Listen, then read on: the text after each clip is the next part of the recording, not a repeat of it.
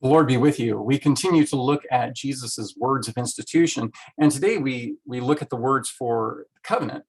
Each of the four passages, Matthew, Mark, Luke, and First Corinthians, mention that the Lord's Supper is the covenant. A couple of them call it the new covenant.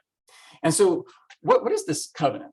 So when God created Adam and Eve, he made a deal with them. He made them an offer that they could refuse. He said, let me give you dominion over the earth, over my kingdom.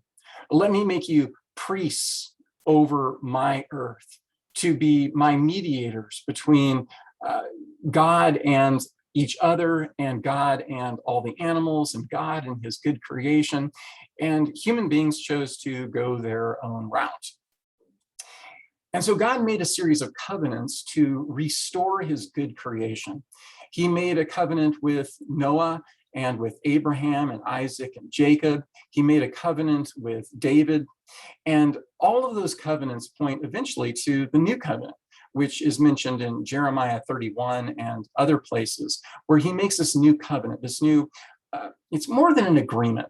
It's a binding agreement. It's God putting his life and his reputation on the line for us human beings. And he invites us into this covenant with him, into this agreement, to put our lives on the line, to put our lives into his hands, and let him rescue us and let him save us.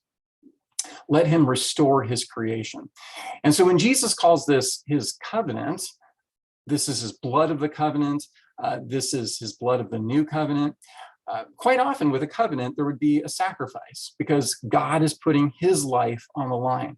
In fact, Jesus actually puts his life on the line for us. He dies for us, he rises for us, and then he gives us the new covenant, his body and blood to eat and to drink, because that's what you do with a sacrifice. You eat it and you drink that sacrifice. At least with Jesus, that's what he offers us. So covenant, what a great thing to be a part of God's covenant in the Lord's Supper. God bless.